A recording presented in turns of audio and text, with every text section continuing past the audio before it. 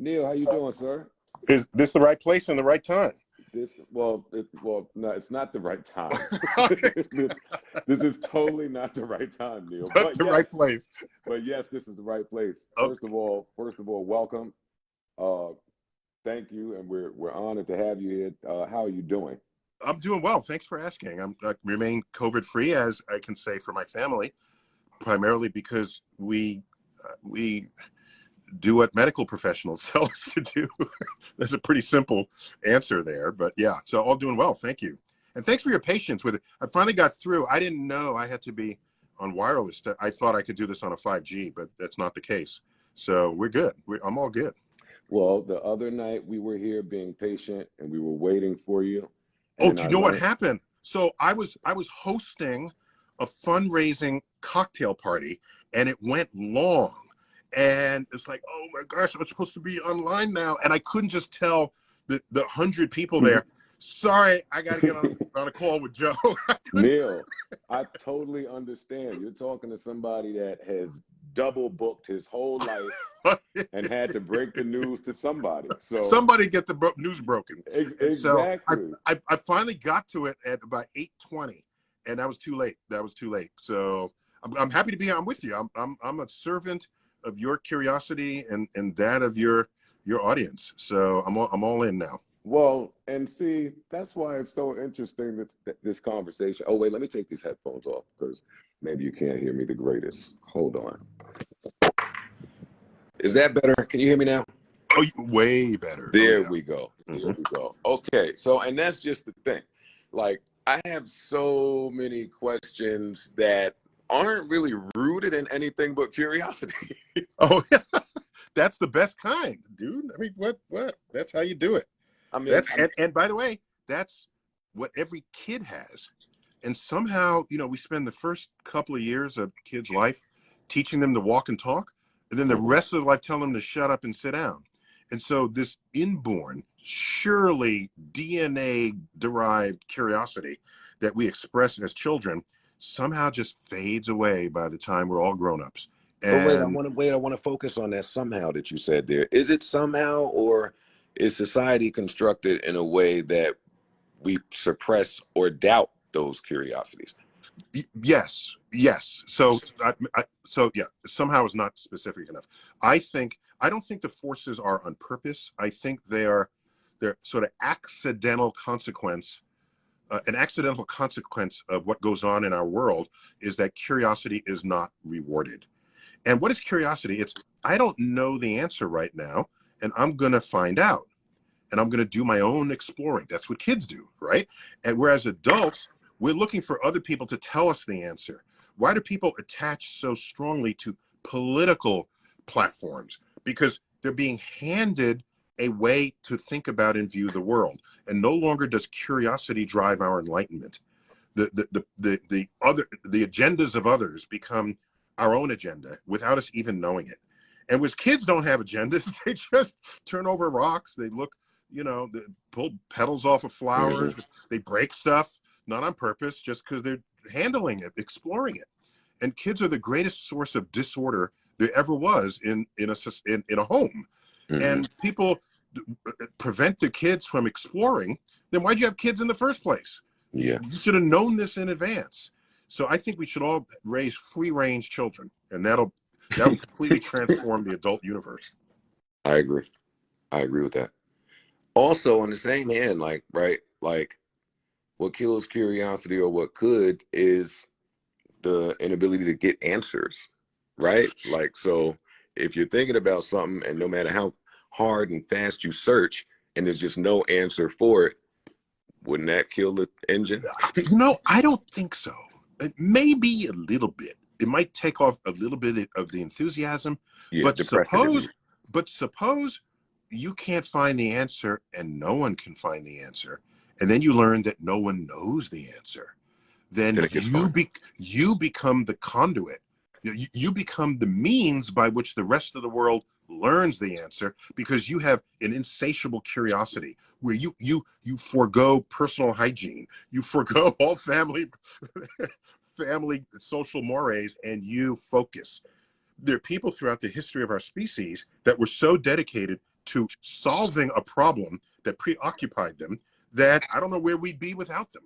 Yeah. And so, yeah, it's not always about the answer. This sounds cliche, but it's about the journey to the answer. And always you learn new things along the way. Interesting. Interesting. Yeah. I agree with all of that. Yeah. So this room is about us leaving Earth and living on another planet, right? Okay, I was going to ask, like, you really want to do that? I mean, you.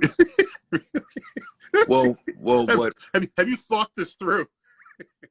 Well, no, I haven't. Yeah. All I know is that Lil Uzi purchased a planet. Lil Uzi's a rapper. Okay. He said he bought a planet. I know that happened, and I know that there are wealthy people trying their best to get outer space. That's all. To leave I know. Earth. They're trying to best to leave Earth. Yeah. Okay. I don't know why they're doing that. I just know when things look suspicious because I'm from the hood, right? So that's how it appears. It's like all the animals escaping in one direction. Where are they going and why? And then you look the other way. It seems like they have some access to things, or they're privy to some information I don't have. Maybe they're trying to beat us to the punch. Well, why are they out there? So a couple of things. The Billionaire Boys Club, right? That's what's going on right now. The space folks, the space race among the Billionaire Boys Club. I think people are overreacting to what's going on here. What they're doing is they're opening a new marketplace of space tourism. And I mean, why not?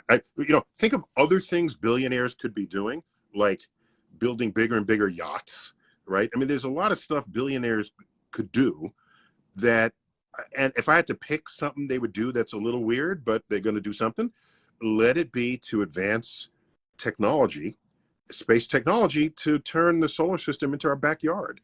I don't have any problem with that, just as fundamentally. If you have issues with how they run their companies, that's a whole other thing.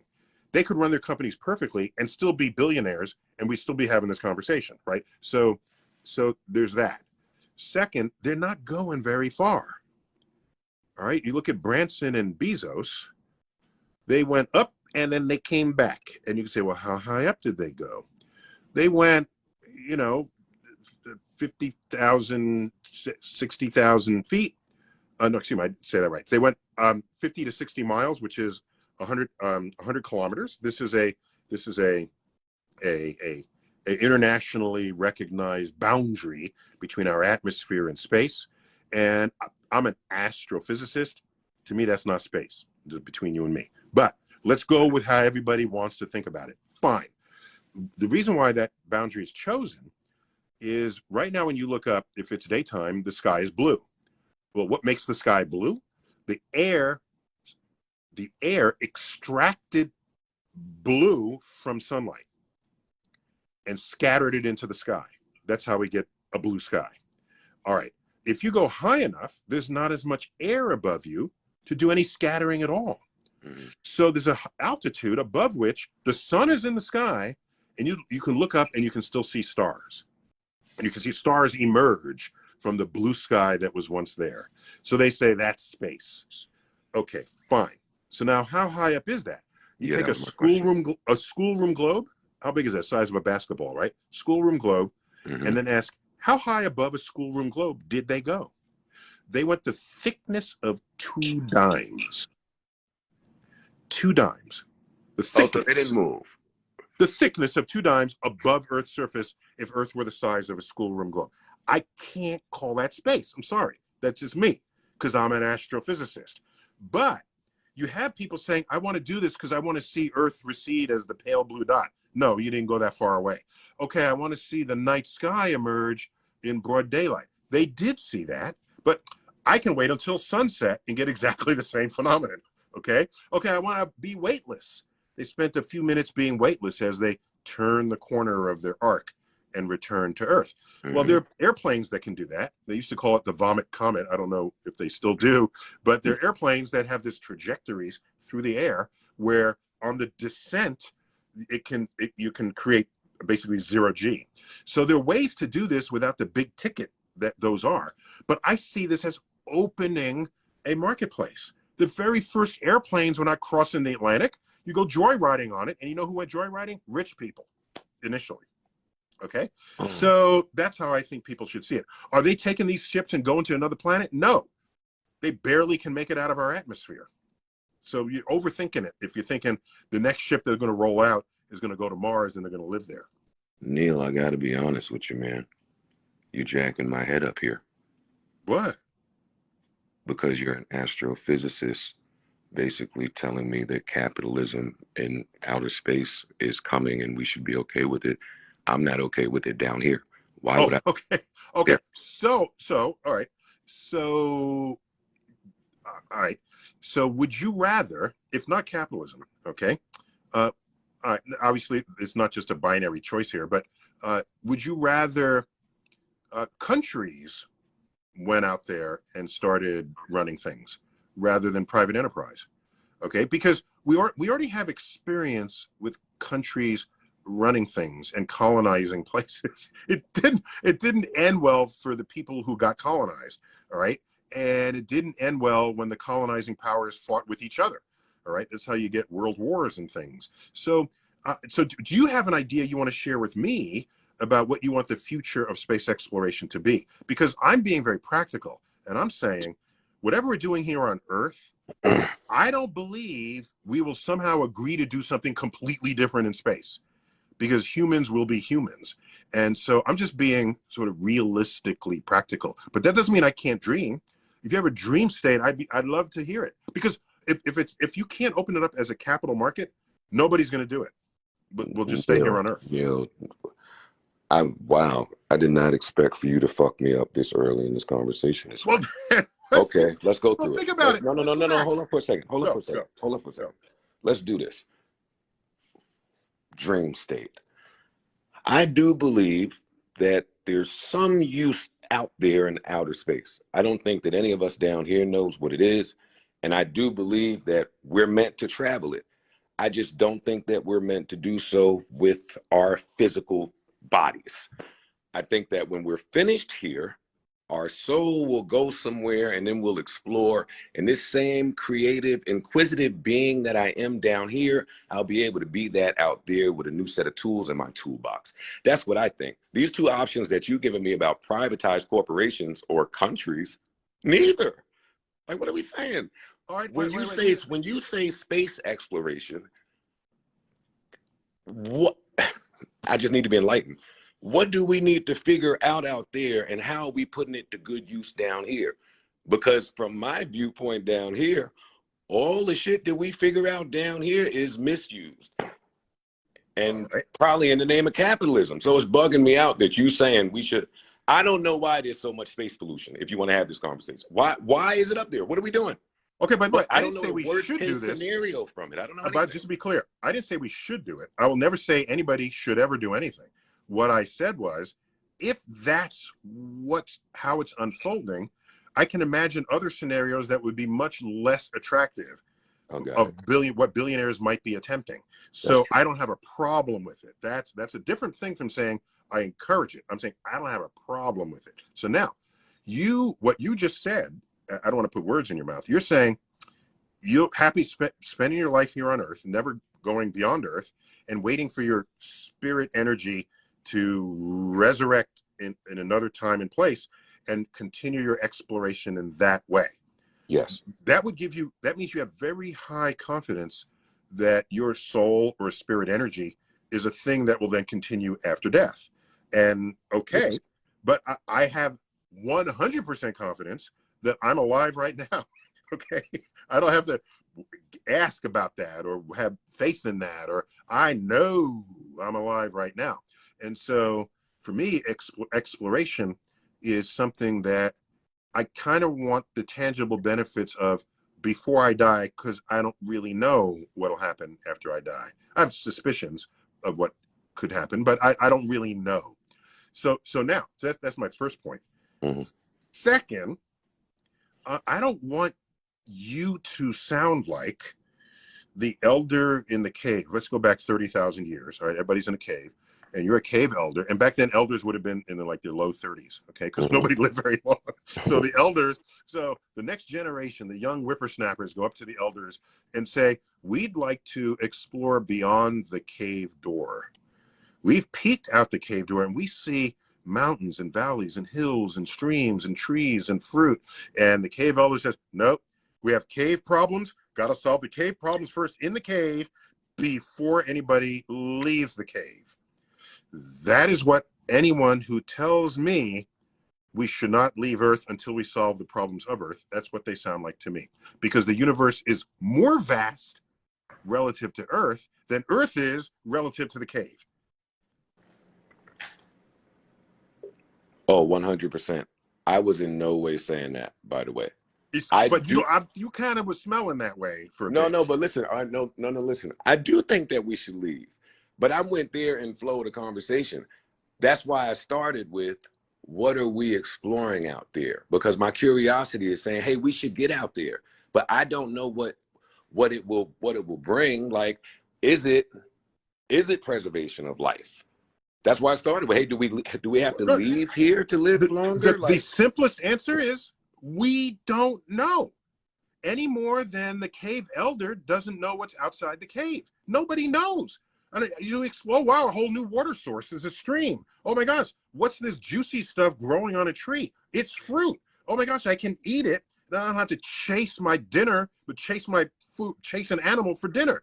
Oh my gosh, I didn't even know it was there. I didn't even have a word for fruit, okay? Until I now see it. So now, that being said, we know a fair amount about space. We do know, for example, there are asteroids that have basically unlimited natural resources on them that people on Earth fight wars over. So think of why we fight wars. One of them is religious wars. Another one is political. And a third category is you're fighting over limited resources, okay?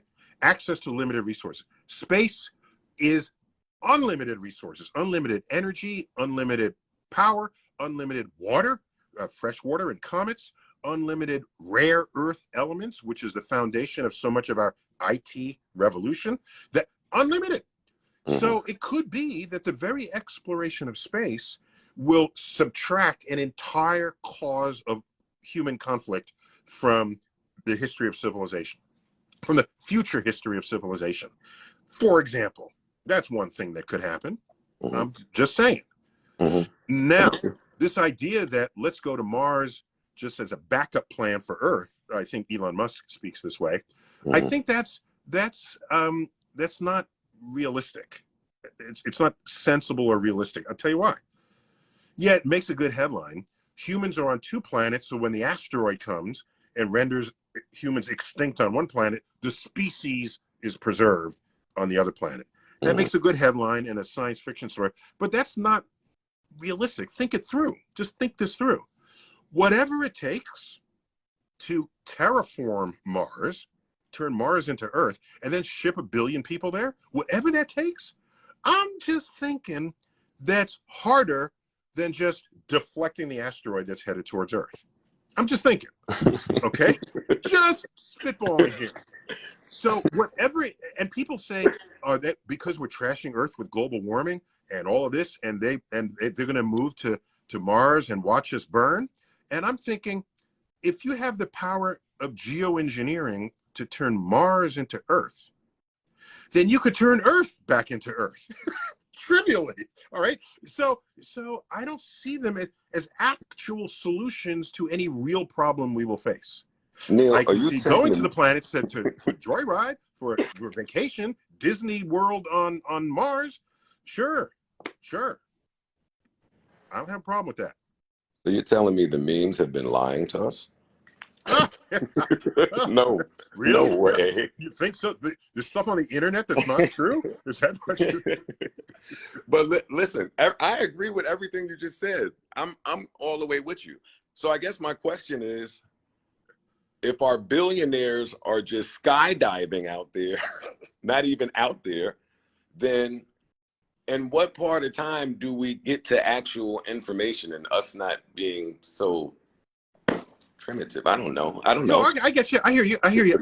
So my other answer to that is, Once again, I don't know. But let me give you an example, okay? In the 1920s, we're now in the centennial celebration of anything that happened in the 1920s, all right? Physicists discovered the quantum, all right? The quantum technically was discovered in 1900, but we didn't know what to do with it until the 1920s. And in the 1920s, we formulate an entire new branch of physics, and it's called quantum mechanics, or just quantum physics, okay? And it's weird. It's like particles pop in and out of existence. And why are they doing this? And what's going on? And so if you were back then, you say, why are we wasting money on this? You can't even see the atom. I don't even believe you there's an atom there. Show it to me. The microscope doesn't even show it. And this is a lot of brain power and a lot of money getting invested in this. Okay. It would take decades, at least 4 decades, but more like 5, into the 1970s, where we fully exploited quantum physics in the service of the IT revolution.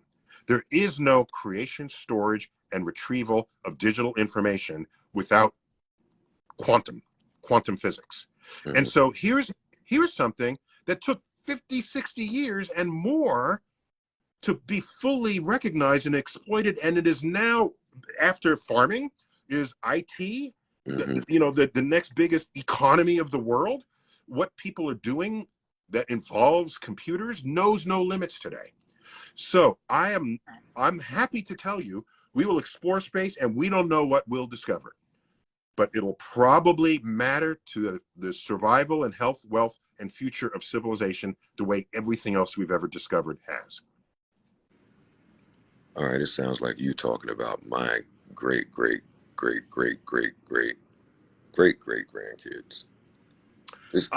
Yeah. Sound, yeah. No, maybe not that many greats. Maybe in second half of the 21st century, perhaps. Yeah. That's not that many greats away. Okay. Yeah, it's not many greats away. That's why 1 or 2 Okay, greats. so there's hope there. I think so. And by the way, I'm not just pulling it out of my ass when I say you don't have to wait that long. Just look backwards through time, right? And I'm writing a book now on this. If you look at, I took the interval 30 years. That's like a generation, okay?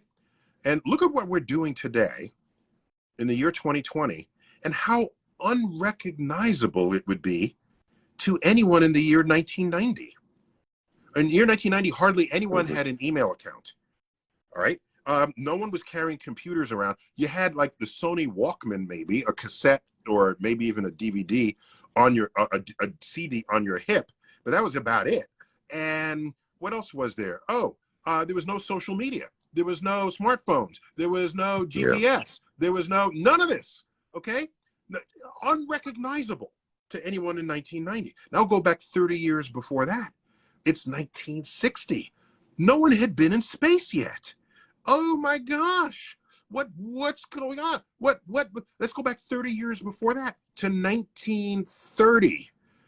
We just barely made it across the Atlantic in our airplane.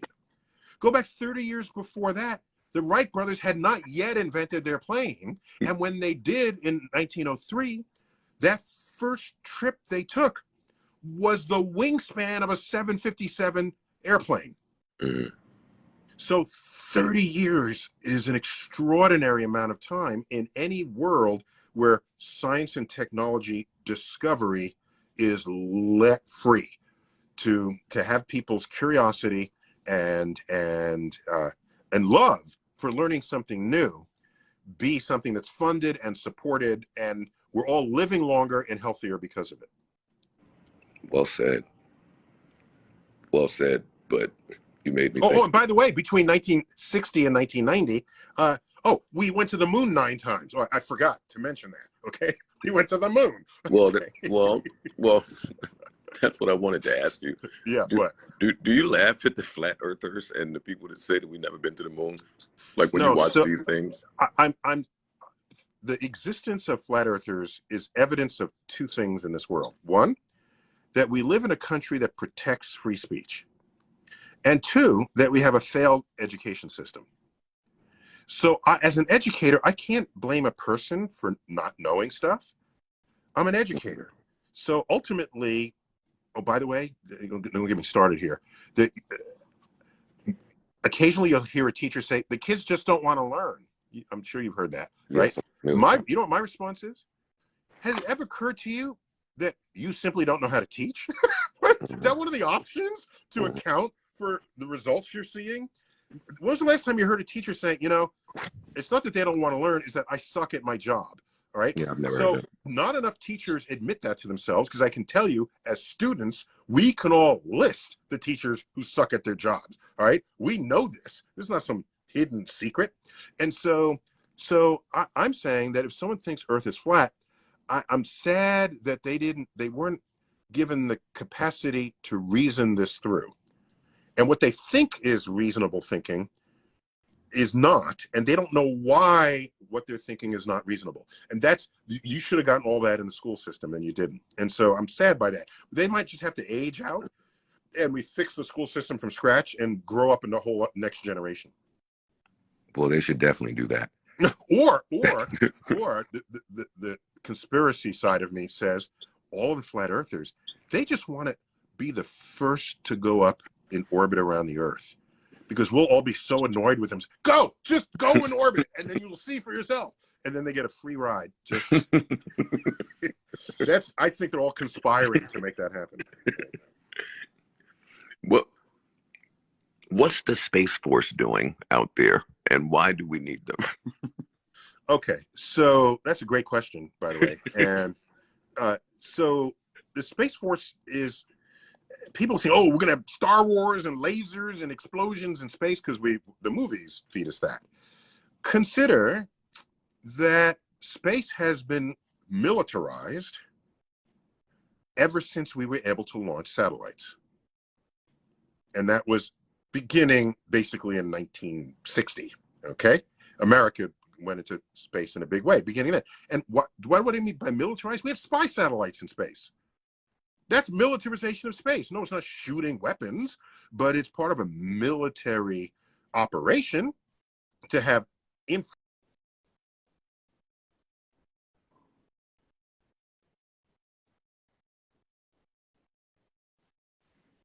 Fam. I got my theories about what happened to that room just now, but I'm shutting up. Yo, wait a minute. Fam, y'all get to playing around on these people's apps. Playing around, man. Go ahead and play.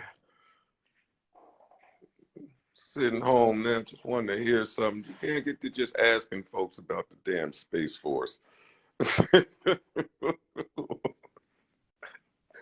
That is too funny to me. I was mad too, because we was cooking. I was getting in my bag.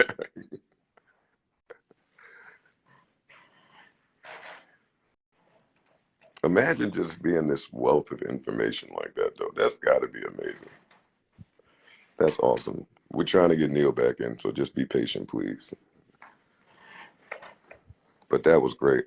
Hopefully y'all were enjoying that as much as I was enjoying speaking to him. And totally outside of how brilliant this guy is, what a conversationalist, right? It's good to learn about people as you speak to them.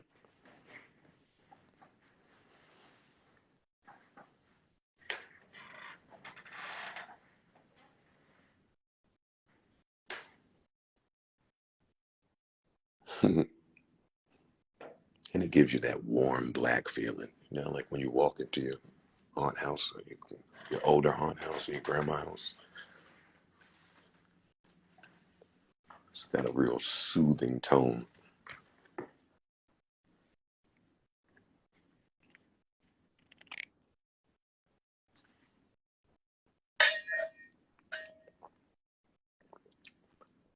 He was cooking too, though.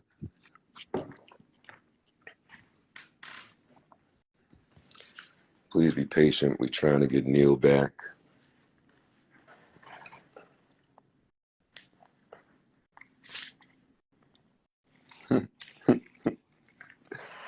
Maybe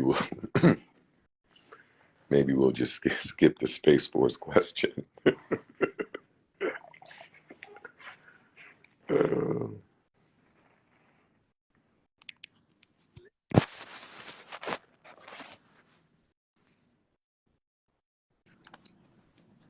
Hey, we back in business? We are back. My apologies. I have no idea what happened, Neil.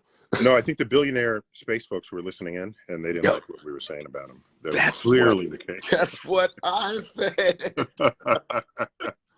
But wait, so right before, I don't know where it cut off for everyone else, but right before it cut off for me, it sounded like we were talking about Space Force. Oh, it sounded like they were just out there watching things. Yeah. So what happens is, generally when people think of warfare, they think of weapons. And weapons are a very, yes, important part of warfare, but it is by no means all that warfare is. Warfare is also spying, surveillance. And for the 60s, 70s, 80s, 90s, and into the 21st century, we've had spy satellites in orbit around the Earth. Now, who monitors these spy satellites? Well, it's not the Army, it's not the Navy, it's the Air Force. But wait a minute, the command and control for things that are in orbit is different from the command and control for things that are moved through air. So you need different expertise. You need sort of aerospace engineers, not just space engineers, for example. Well, the Air Force knew this and created an entire internal branch of itself called Space Command. U.S. Space Command was a completely thriving subset of the Air Force for decades. All that happened in the recent years is Space Command stepped out of the Air Force to become its own branch of the armed forces. And that is no different from what the Air Force did. During the Second World War, there was not a separate branch called the Air Force. We take it for granted that such a thing exists now. During the Second World War, it was the U.S. Army Air Force. That's what it was called. And then they realized, moving through the air is different from, trudging through jungles or city ruins. And so they birthed it out, and out came the U.S. Air Force. And no one back then would say, gee, this is weird. Why are we doing that? Does that make sense? It made complete sense, especially in retrospect. So to me, we've already been doing this. Now let's put it out in the open. And so we can debate what they're doing and why. Am I paying for that as a taxpayer, or is there some type of separate budget that's going to this? So because it already existed mostly within the Air Force, it's largely budget neutral. Yes, there's some topping off some things, but it's not creating something out of whole cloth.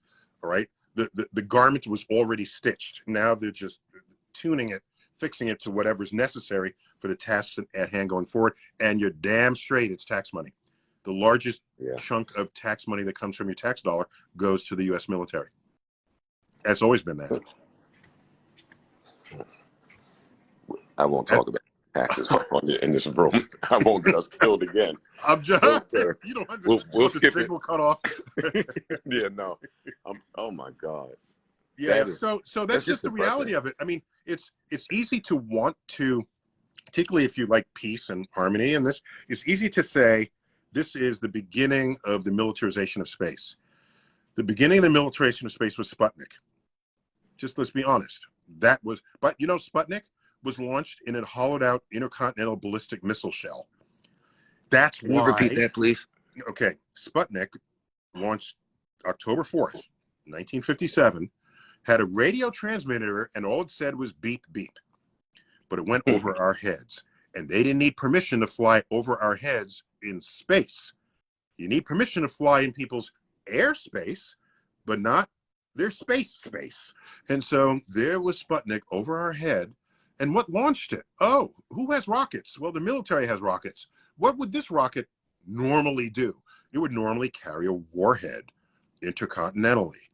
So they took out the warhead and put in a little radio transmitter and said, oh, this is a peaceful mission, but we launched it in an intercontinental ballistic missile shell as an alert that, we could reach you if we wanted. Just swap out the radio transmitter and put in a nuclear warhead. Thus was born the space part of the Cold War. And so space has been militarized ever since. We need to be honest with ourselves about that. So don't think of this as some turning point in what we're doing in space. What GPS, the fact that you can swipe right and find a mate who exists within 100 steps of where you're standing, they're using GPS satellites for that, as is Uber. But So what is you the can worst case say, scenario from all of that? Like, I know we get, like you said, we get to see our cool little pictures, but what is the worst case scenario from all of this GPS and satellite orbit stuff happening? well, let me just finish out the GPS. So GPS was put up by the military so that they know where they are at all times on Earth. They wanted to guide missiles. They want to navigate where there's no other navigational landmarks, like in the middle of the ocean or over the desert. All right. The second Gulf War was completely enabled by space assets, and the GPS satellite system was central among them. It has since been, aspects of it have been released to the public so that now it's a commerce. It's part of our commerce. So the last thing I'll say about the Space Force is we have not only the value of satellites in space that give you direct TV, that give you, like I said, they give us Uber, they give us truck tracking, package tracking, all this stuff that we just take for granted today. There's the value of the space assets, and then there's the value of the economy that it generates on Earth and the people that it employs. And all I'm saying is, I would want my military to protect that. Okay? That's no different from protecting other assets, your water supply, your borders, your whatever else you want a military to protect. I would count space assets among them. And that's a big part of their mission statement. That's all. Oh, so what's the worst case scenario? Worst case scenario is people start destroying each other's satellites, and we have a big mess in space, and the broken up pieces of satellites end up destroying all other satellites, and we're rendered technologically blind by the total destruction of satellites. And it's an actual scenario that was calculated back in 1978 by a guy named Kessler, and it's called the Kessler effect. And that was brilliantly and terrifyingly portrayed in the movie Gravity, where one satellite gets destroyed. It's going 5 miles per second. That's the speed in orbit. You destroy it. Let's do a simple math. Let's say you break it into 2 pieces, and those 2 pieces fly away from each other, and they each hit a satellite, breaking those satellites into 2 pieces, and they break their other satellites into. So we go from 1 to 2 to 4 to 8 to 16. The doubling factor grows exponentially, and if this keeps up, you have a field of debris that completely renders all sighted satellites blind, and we lose our weather predicting abilities. We lose our timing, which knows when you withdrew money from your ATM. You lose your, of course, you lose your Tinder app. You know, whatever it is that's been using satellite technology, you go blind, and that would set civilization back, I would say, 100 years. Oh. That's the worst case scenario. And no, there aren't soldiers in space, and with what it's just, all it takes is the passive destruction of one satellite too many, beyond the many satellites that are already getting launched. Oh, we also lose a lot of our internet. Okay. Elon Musk is putting up satellites that'll deliver internet to everywhere in the world, even if you don't have cell phone towers, right? And if it's delivered by satellite, and you take out the satellites, basically the whole world, we might as well just go back to 1940, okay, and start over again. That would be sad. Yeah, some of this stuff is saddening to me. I have happy things to say, but you're only asking questions of me that have sad endings. well, actually, I have a question for you. What's that? How are you with human empathy? Empathy? Yeah. Yeah, I think we can all be more empathic than we claim we are of ourselves. So let me tell you how I express my empathy. I guess it's probably in many cases sympathy, but my combination of those 2 words, I try to make sure that every day I'm alive, that someone else, one or more other people, are better off that day for me having lived in this world. Did I help the old person across the street? Did I enlighten someone who felt like they needed to learn something new? Did I get a gift for someone where that gift made their day? So I want to try to bring more good into the world than is being subtracted from it. And is that sympathy or empathy? I don't know. I don't know. I try to leave a tip that's bigger than the server expects, so that becomes a moment in their life. I try to, I will give money to a homeless person, but only if, in my judgment, that person looks undernourished or underfed. It's odd that in the United States, we have probably more overweight homeless people than any other country in the world, because we have perfected the production of food, right? There's so much food. There's an entire industry to take fat off our bodies because of how much food there is that we end up eating. Now, if you had told this to any generation before America generation, that we would live in a world where half the ads you see on TV are to give money to people to help you remove the calories that you ate that day, they would wonder, what kind of dystopic world is that? So I try to handpick the homeless people so that the ones that get the money, because food and shelter, these are things that matter, that we care about. And if you're 50 pounds overweight and you're homeless, I'm going to find the one who could benefit more from the calories than you will. See, and I get that from you. Like before you got back on, I was telling the audience how I get that good warm black feeling from you. Like that's just I do. So when you start talking about another just a little thing I do. My wife and I are we're foodies of some level, and I go to a restaurant, and if I have leftover food, I'll take a doggy bag, all right, and I look forward to particularly if the food is expensive. This is a personal vow. If on my way home, because I live in New York City, so no one's taking cars anywhere, we're walking. If on my way home I am walking past a homeless person, I will hand them my doggy bag. I will not walk past a homeless person with food that I'm going to eat later that I had just eaten minutes before. Okay, of that, and so that's it's like a holdup, right? It's it's a homeless holdup. You're getting my food. I'm not going to walk past you here. And so, right, is how much. So the real empathy, just to be fair and honest about this, is, am I really set back by any of this? Not really. No, I'm not Mother Teresa in this, or am I risking my life? No. But the effort that I do put in is easy enough so that I can sustain it for the rest of my life, right?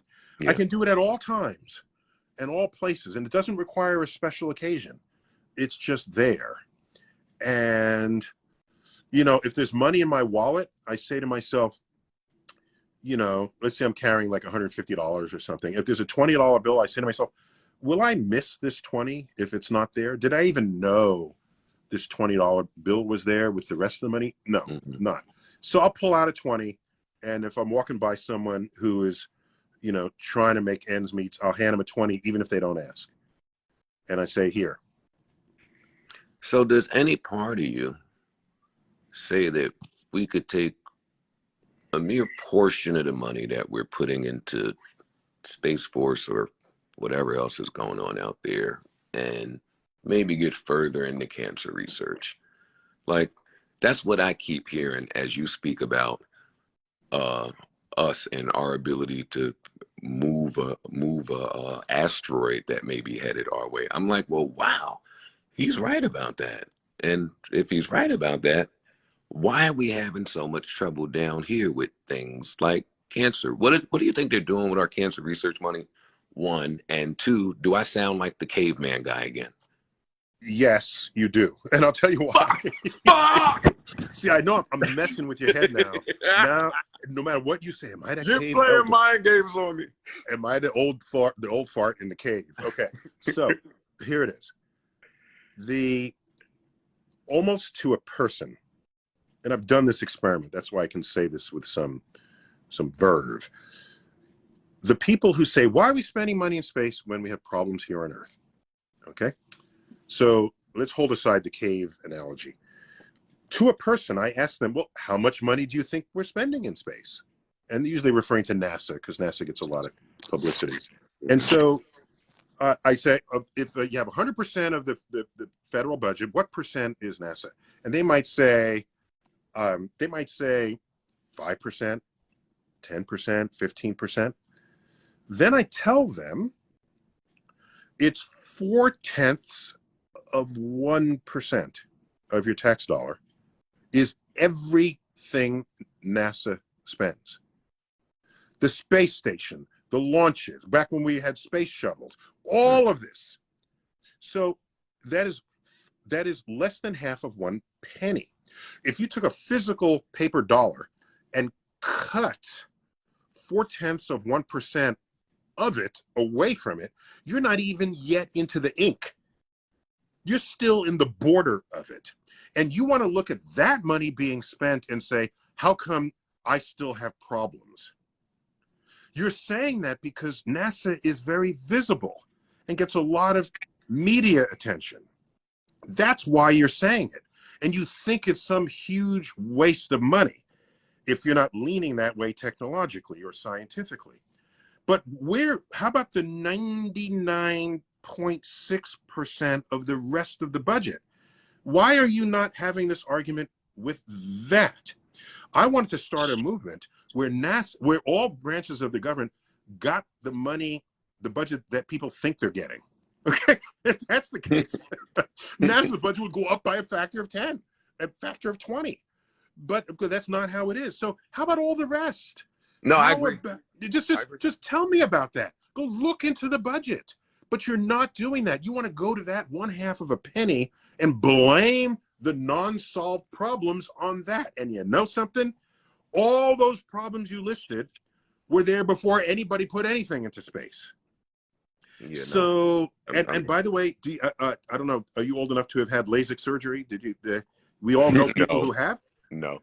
That was enabled and made safe by space technology, by the docking of the space shuttle with the space station. They used lasers to dock those two collars with each other that aligned it while it was in motion. They used that technology to align the cutting over your eyeball, which itself could move while this is happening. And if it moves while it's happening, they make the wrong cut. So they can track your eyeball in the way they track. So things like that are side benefits that no one would have imagined, but just don't think that going into space has no benefit on Earth. Meanwhile, by the way, tens of thousands of engineers are employed because of this. It's not like there's some bucket in space and you're just tossing money into it. They're neighbors of yours. They're whole communities that were sustained by this. So that's just another way to have to think about this. Talking to you, it's like that Adam Knows Everything show. This is great. You're just such a wealth of information. I'm just trying to keep it real. And people, because we have blinders and biases and things, it's not real, because you're choosing what information serves what you want to be true or what you think should be true. And often that's missing bits and pieces. I'm not here to tell you what opinion to have, but whatever opinion you do construct, let it be informed. If you want to say we're spending too much money in space, don't then not know how much money we're spending in space. Okay? Know how much money, then come back to me and say, yeah, I want to feed the homeless by taking the 0.5% of our tax dollar and redirecting it. Oh, by the way, the money for cancer research is vastly greater than what we're spending in space. I mean, just the health system itself. Okay? If you look at the money that goes to the National Institutes of Health, it dwarfs that. You're gonna get our room closed again. Okay. It sounds like you're snitching, but go ahead. Yeah. Let's talk about something else real quick. Okay. But that's sick if that's, I mean, of course it's true, but man, that's depressing. That's depressing. All right. Off of that. I'm just saying. I keep trying to think of happier questions, Neil, but I'm not for all that. Listen to this. Black holes warp holes, I don't know what to call it, portals that may be tucked somewhere around our planet, right?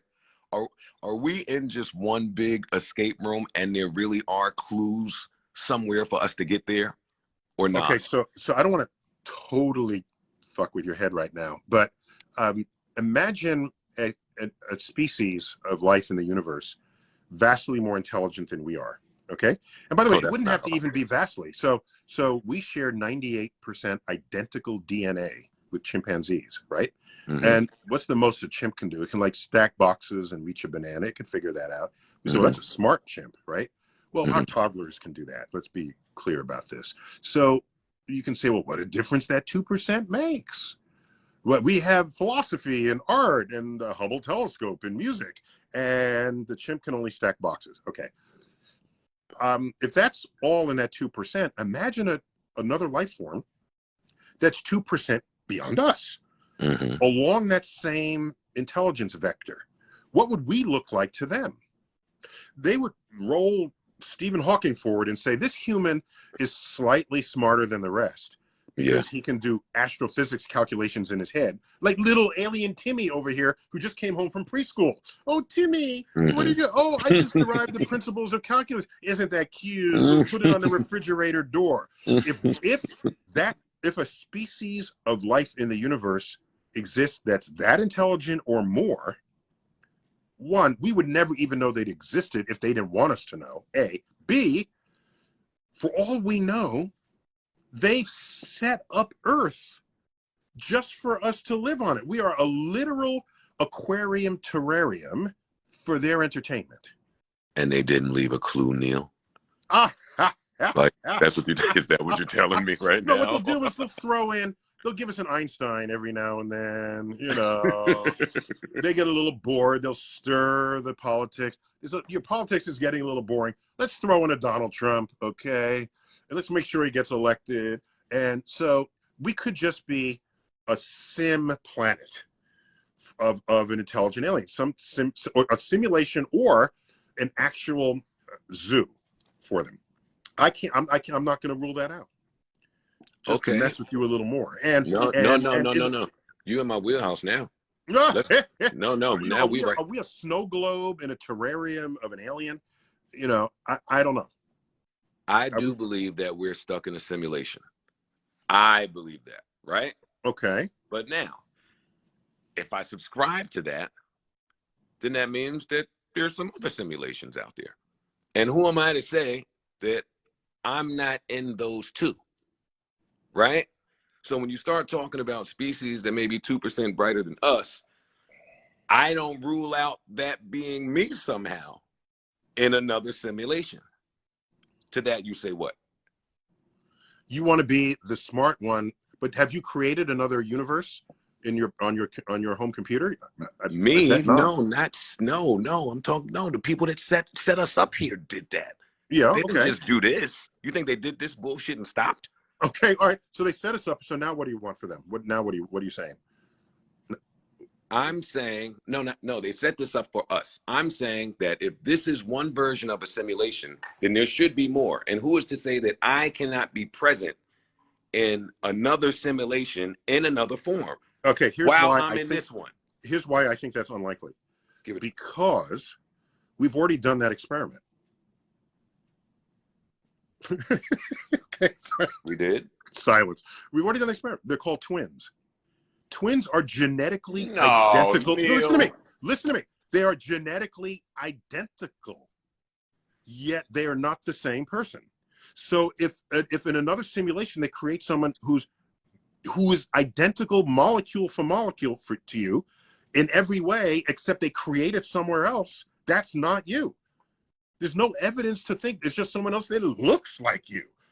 But that's not you. You're not sharing the same thoughts any more than twins share the same thoughts. Or that I pinch one twin and the other one says, ouch. We've already done that. That's because you've given me astrophysicist rules in this simulation. Why are you telling me about what twins do here? Oh, okay. Okay, so what happens to the twin that, all right, twins were born. This is awesome now. All right, twins were born. One, unfortunately, didn't make it. who's to say that that twin is not somewhere else? Like, I'm not subscribing to just what we can see and hear here. I'm not. All right, so what you want is the alien who programmed you to have programmed another you in another one of their playtime simulations. I can't rule that out, but I don't see what evidence you would put forth that you have a clone somewhere that's not only just looks like you and has every molecule that you have, but is you. I don't see how you can give me evidence to support that. I cannot. But back to my earlier theory, who's to say that my soul doesn't levitate to a different simulation, and that's the version of me that's there? Okay, I have a response to that. Give it to me. And however unsatisfying this may be, there's good reason to think it nonetheless. Okay. We, life or humans, we have a metabolism. So we ingest calories, and America is probably the only country in the world where it's a bad word to say a bad term to say I had calories today, right? Calories are a bad word. And whereas for most of the history of civilization, people died for not enough of them. Okay. So you ingest calories, your body burns the calories so that you can sustain largely your body temperature of 98 degrees and for you to do things in life. Okay. Not only that, you have a neuro synapses in your brain that are driven by electricity and chemistry. So it's electrochemistry. This is what's going on in your body. When you and this is responsible for all your thoughts, all your feelings, all your love, hate, emotions, everything. My motherboard. When you die, you have zero metabolism. When you die, there are no longer electrical impulses in your brain. When you die, the chemical impulses that with the electricity transmitted thoughts no longer exist. And you want whatever once existed to somehow lift out of your body and then occupy some other state. What I'm telling you is my state of existence after death, I'm not giving any reason to believe that should be different from my state of non-existence before I was born. Getting here. Correct. Got it. Because and by the way, you could look at stroke victims. All right. Different parts of the brain stroke out, right? And they'll forget they won't know who you are. Okay. Or that's one, Alzheimer's does that. You don't even need a stroke. As the brain starts, their brain injuries, and you can see that people's higher thought faculties no longer exist. And if there's a soul in the way you describe it, the damage to the brain shouldn't matter because it would transcend your electrochemistry. But to watch someone stroke out, as I saw my father, he was 89, so no tragedy there, but bits and pieces of his brain went, and he went bit by bit along with it. And you're telling me when your whole brain goes, there's something that's still there, when I can watch it disappear in real time until there's nothing there? I'm just not given reason to think that I should wait for another life to delay activities, cool things, good deeds, to creating meaning. I'm not going to wait until the possibility that something could happen to me while worms are eating my flesh, that I'm somehow pop up somewhere else. I'm not taking that chance. Well, I don't think anyone should delay action over this theory. And not only that, thank you. And not only that, as long as I believe I only have one run through life, that makes every day that much more vital. You better believe and it. Special to who I am and what I make of my life. And so that's why. So I put limits on how much football am I going to watch this weekend versus other things I could do. I could write chapters of my next book. How much will I be binging on a 1970s sitcom that I never saw? I put limits on that. I was going to ask you how many distractions you subscribe to, like TV. What I do is, because as an educator, I value knowing things that you care about, so that when I teach it to you, I can reference those things, and it creates more value to you having learned it. So I think of it as like Batman's utility belt, right? I find out, okay, let's say you're in your 20s and or your teens, and the teens in this generation, there's some movie they all saw, and there's some actors that they like. So I familiarize myself with it so that I can have that conversation and reach for those reference points when I want to teach something where that could help me do so. And I'll give a quick example. It had to do with football. The Cincinnati Bengals were playing, forgot who, it might have been the Seattle Seahawks, and it was in overtime, and it came down to a kick, right, as overtimes often do, a field goal. And they were at 55 yards. It would be a 55-yard kick. And they kick it, and the ball tumbles, and it hits the left upright and careens in for the win. And I said, whoa, wait a minute. I did a fast calculation, and then I tweeted. The game-winning field goal of the Cincinnati Bengals was enabled by a third-inch deflection to the right due to Earth's rotation. The Coriolis force that rotates hurricanes counterclockwise contributed to that goal, because you have a round ball hitting a round post, and fractions of an inch can make all the difference, as any baseball player knows, trying to hit a fastball. And so I tweeted that, and I didn't have to explain what football was, or what a field goal was, or what overtime was. I could get straight to the science, but I used all of what you're already familiar with to tell a scientific point. I do that all the time. And so that's how I perhaps delusionally justify exposing myself to pop culture that I know is pop, so that I can reference it when I need to. And it's entertaining, so I do it. Well, yeah, you did all that, but now you got millions of people that are never inviting you to a sports bar. No. Jesus. It was funny because the next day, the ESPN reported on this, and I the know. local newspaper for Cincinnati said, astrophysicist said, God helped Cincinnati win. It was really funny. People had fun with it, and I like when science infuses pop culture, because how else is science ever going to become mainstreamed? Is that a struggle in science? Like, is that something that y'all think about? I do. I want it mainstream, because if it's not mainstreamed, you will think you can ignore it.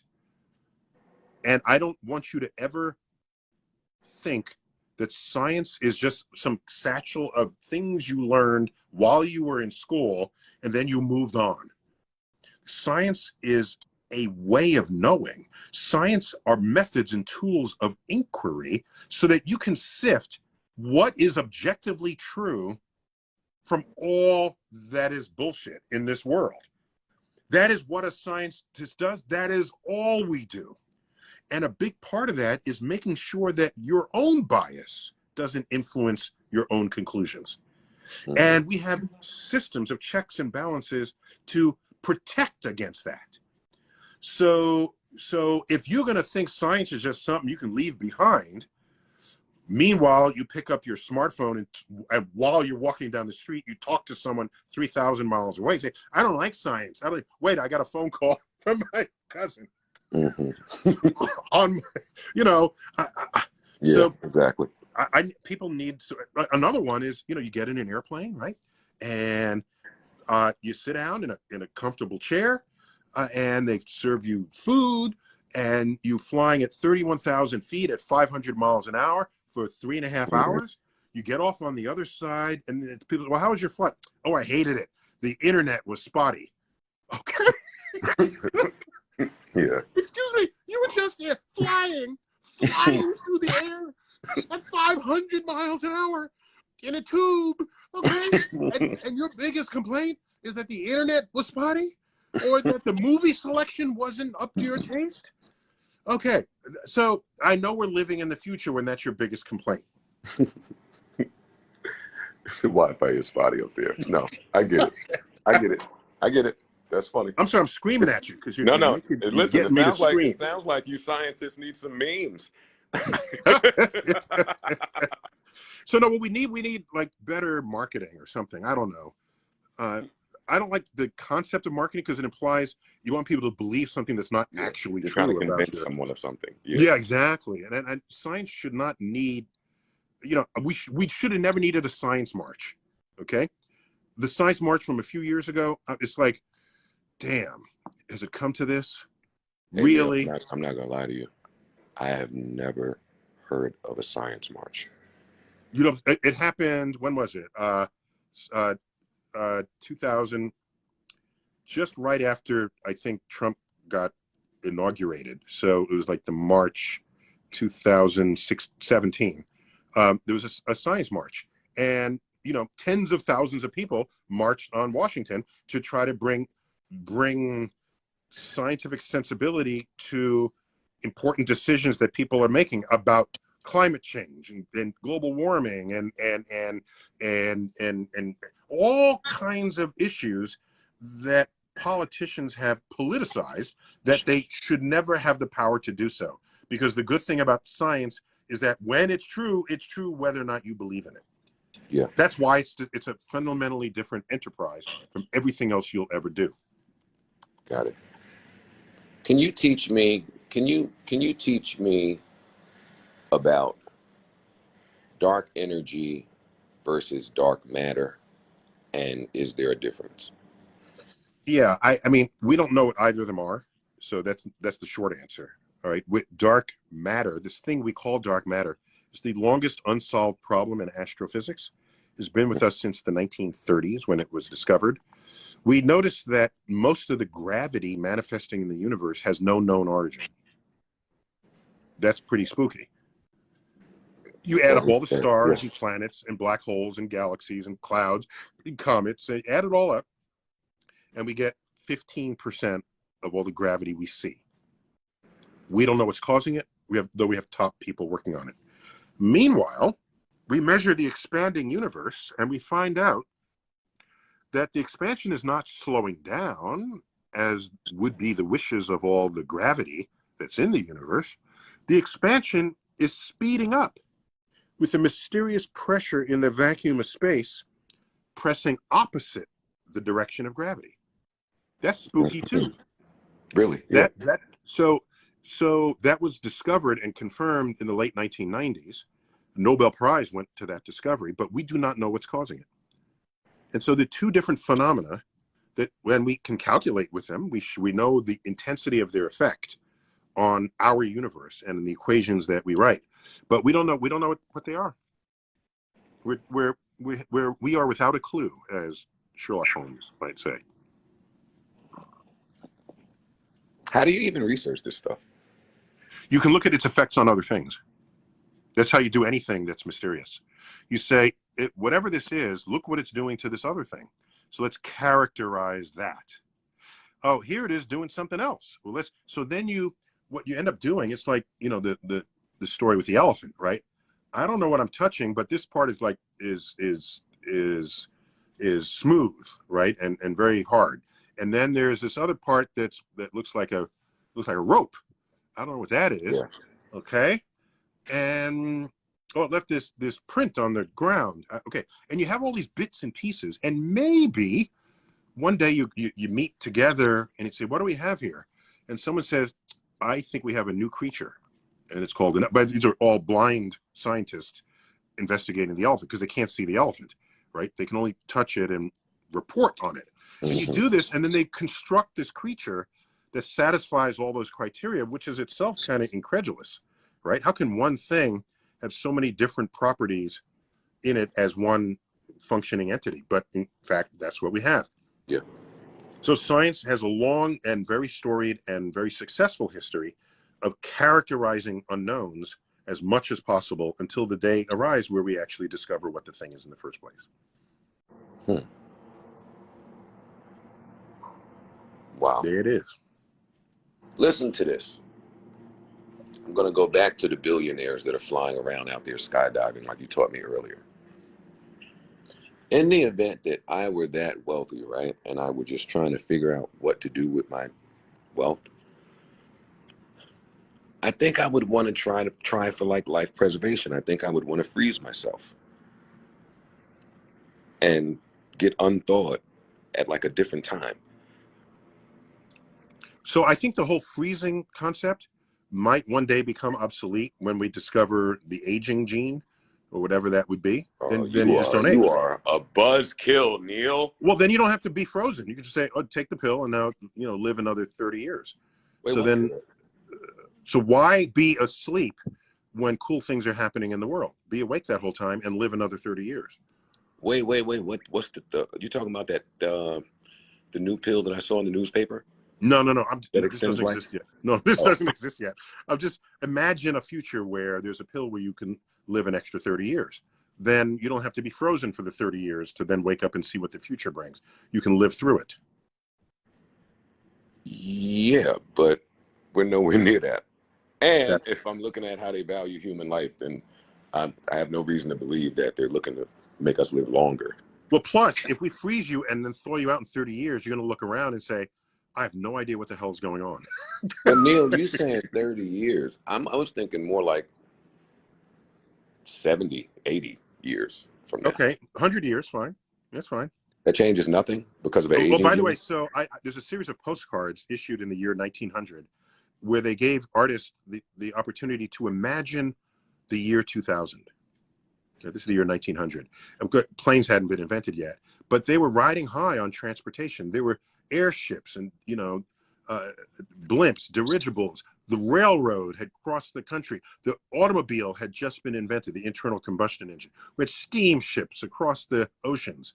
And they were at the bicycle, the functional bicycle was already, people were riding high. Oh my gosh. And so they said, in 100 years, here's what I imagine. The steamship rides directly onto the shore from the ocean, and wheels pop out, and it goes directly onto rail and continues straight on the land. That was how they were imagining 100 years, because they could only see extensions of what they already thought was modern. Can't fault them for that, I guess, but what it should do is a lesson to don't try to imagine 30 years from now or 100 years from now, because you can't. You simply can't. Do you remember the movie Back to the Future 2? That's where he goes into the future, and that movie was made in 1989, and he goes into the year 2015. Ooh, okay.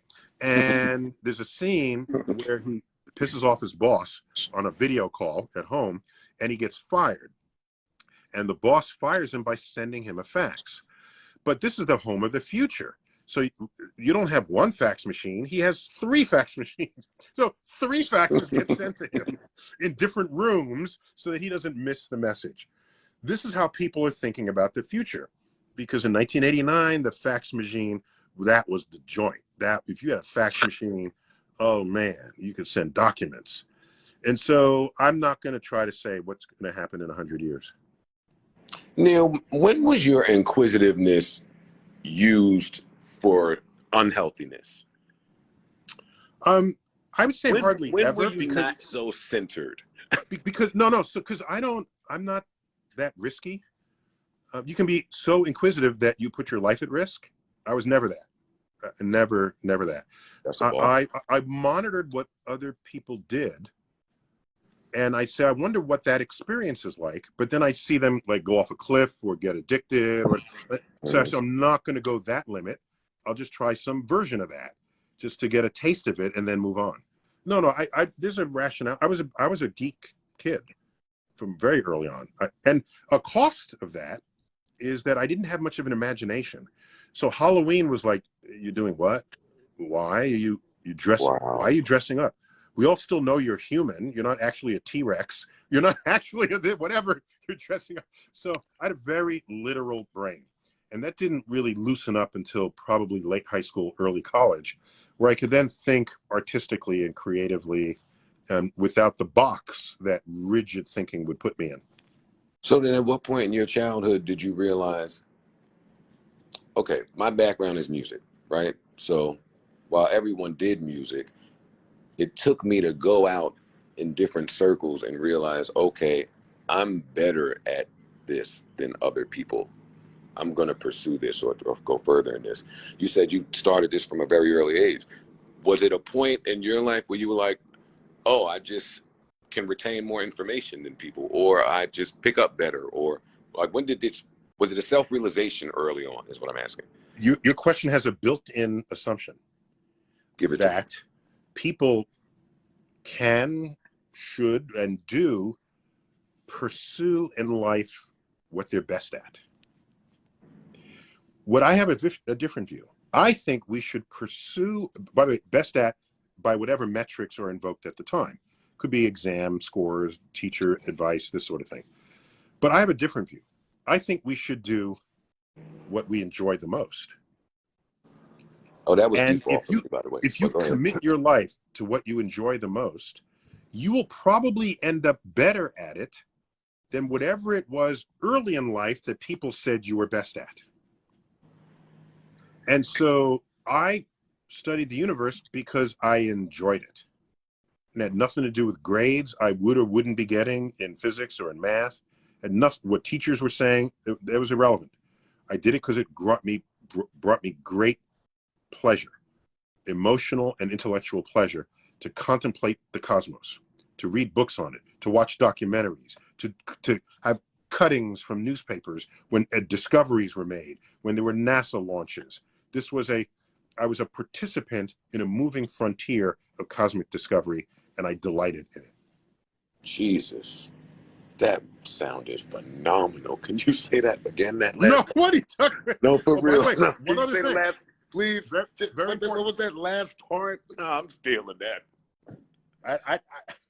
One other thing. I think the concept of a role model is overrated. Because what is a role model? It's a human being that has achieved something and you want to achieve that. Okay, I get that. I don't have a problem with that. But there were people who had achieved things that I wanted to achieve, but I didn't want to be them. No. So there were scientists who had great command of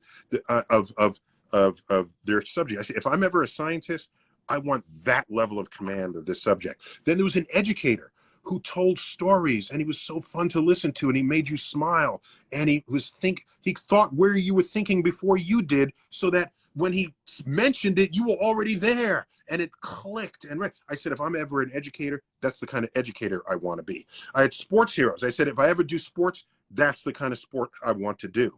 So I assembled my role models a la carte. And so that means if somebody just messes up in life or whatever, it's not like, oh, if someone, is busted for drugs and that was my role model for something else, I'm not going to go then do drugs to be like them. That's plus,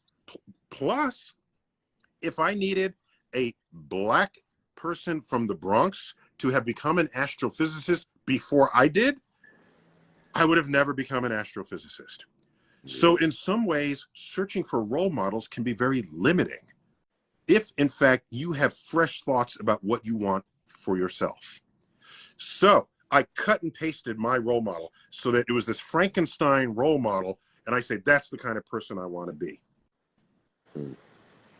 That's one of the things I'm most blown away with about you, is that you had the passion to want to do this at such a young age.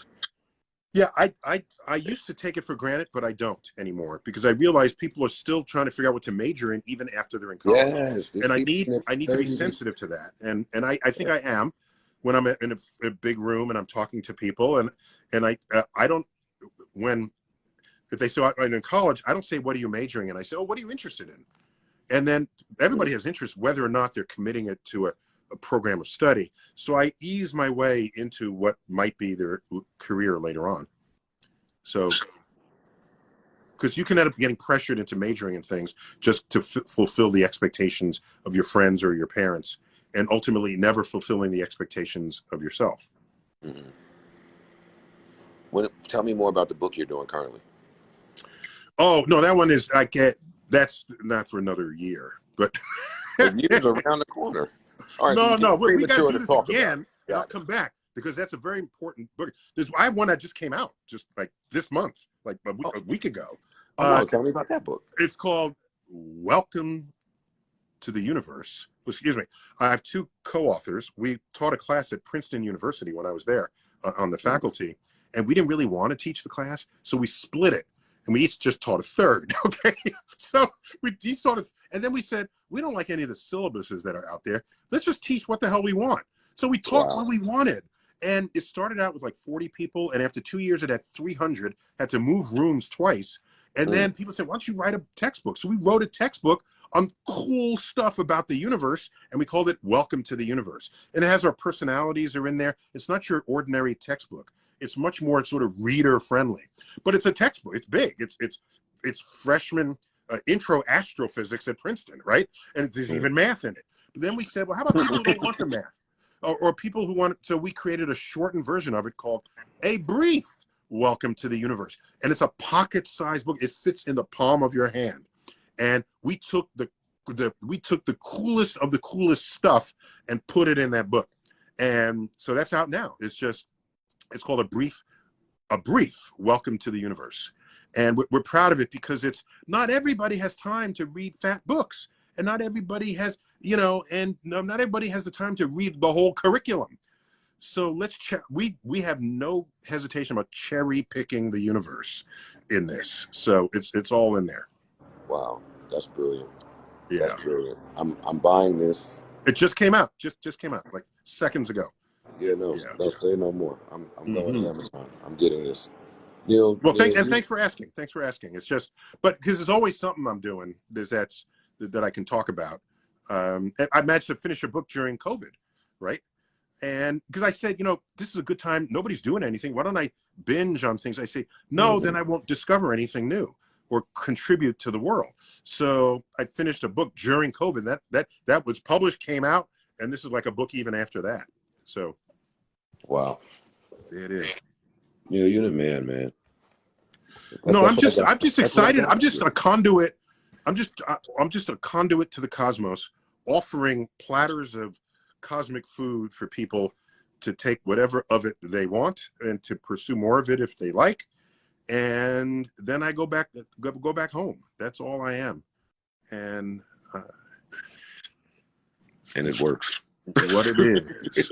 And it works. The next time we talk, I'm going to get you to spill the beans on some of the risks that were involved with you being a geek at such an early age. I know you had your lunch money taken a few times. Oh my gosh. I know there's some goodies in there. Yeah, there's total goodies in that. Growing up in the Bronx. We got this. We'll get into that next time too. And if we do this again, I want to talk a little about music. I deeply love music.